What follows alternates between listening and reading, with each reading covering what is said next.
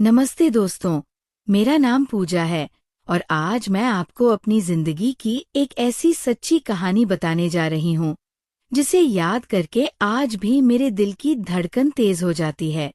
मेरी उम्र 23 साल है और मैं बीएड की पढ़ाई कर रही हूँ। साथ ही एक प्राइवेट स्कूल में बच्चों को पढ़ाती भी हूँ। मेरे घर में मम्मी पापा और मेरा छोटा भाई करण रहता था, जिसकी उम्र 21 साल थी। हम दोनों भाई बहन आपस में बहुत अच्छे दोस्त की तरह रहते थे और हर बात एक दूसरे से शेयर किया करते थे। एक दिन शाम को मैं अपने कमरे में बैठकर मोबाइल चला रही थी, तभी करण मेरे पास आया और मेरे बगल में बैठ गया।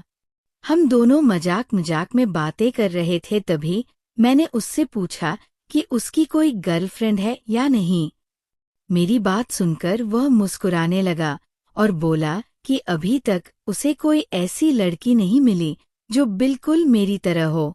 उसकी ये बात सुनकर मैं कुछ सेकंड के लिए चुप हो गई, क्योंकि पहली बार उसने मेरे लिए ऐसी बात कही थी। तभी मम्मी वहां आ गई और करण को मार्केट से सामान लाने भेज दिया, लेकिन उसके जाने के बाद भी उसकी बातें मेरे दिमाग में घूमती रहीं। अगले दिन मैं कॉलेज गई हुई थी, लेकिन मेरा ध्यान पढ़ाई में बिल्कुल नहीं लग रहा था। तभी मेरी दोस्त ने मुझसे पूछा कि मैं इतनी खोई खोई क्यों हूँ, लेकिन मैंने बात टाल दी। कॉलेज खत्म होने के बाद जब मैं घर लौट रही थी, तभी रास्ते में मैंने करण को कुछ लड़कियों के साथ हंसते हुए देखा। उसे देखकर मुझे बहुत गुस्सा आया और दिल में अजीब सी जलन होने लगी। मुझे लगा कि वह पढ़ाई छोड़कर लड़कियों के पीछे घूम रहा है। मैं बिना कुछ बोले घर आ गई और उसके आने का इंतजार करने लगी।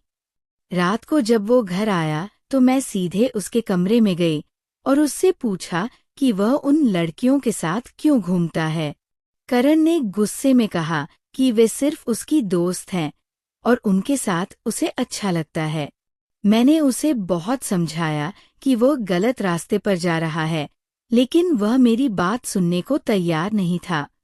आखिर में उसने कहा कि अगर मैं चाहती हूँ कि वह उन लड़कियों से दूरी बना ले, तो मुझे उसकी एक शर्त माननी होगी। मैंने पूछा कैसी शर्त, तो वह बोला कि जैसे वे लड़कियां उसका साथ देती है, वैसे ही अब मुझे उसका साथ देना होगा।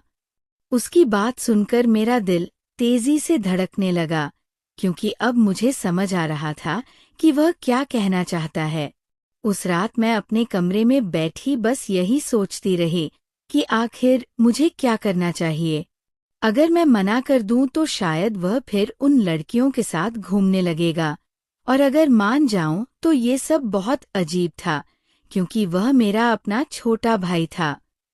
पूरी रात सोचने के बाद अगले दिन सुबह मैं उसके कमरे में गई और मैंने उससे कहा कि मुझे उसकी शर्त मंजूर है, लेकिन वह उन लड़कियों से हमेशा के लिए दूरी बना ले।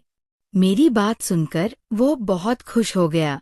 उस दिन हम दोनों मार्केट घूमने गए, साथ में खाना खाया और काफी बातें की। रात को जब सब सो गए तो करण ने मुझे अपने कमरे में बुलाया और कहा कि अब वह मुझे अपनी असली बात बताएगा।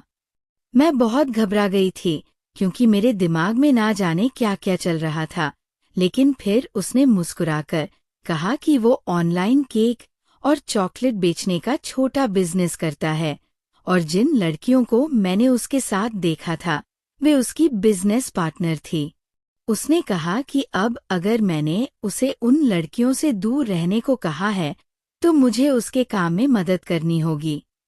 उसकी बात सुनकर मेरे दिल को बहुत सुकून मिला, क्योंकि मैं उसे गलत समझ बैठी थी। फिर उसी रात हम दोनों ने मिलकर ढेर सारे केक और चॉकलेट पैक किए और अगले दिन उसने उन्हें बेचकर अच्छा पैसा कमाया। उसने कमाए हुए पैसों में से आधे पैसे मुझे भी दिए और बोला कि अब से हम दोनों मिलकर ये काम करेंगे। उस दिन मुझे एहसास हुआ कि कई बार हम बिना सच्चाई जाने किसी इंसान के बारे में गलत सोच लेते हैं, जबकि असलियत कुछ और ही होती है। दोस्तों, इसलिए किसी भी रिश्ते में शक करने से पहले एक बार सामने वाले की बात जरूर सुननी चाहिए, क्योंकि जरूरी नहीं जो हम सोच रहे हो वही सच हो।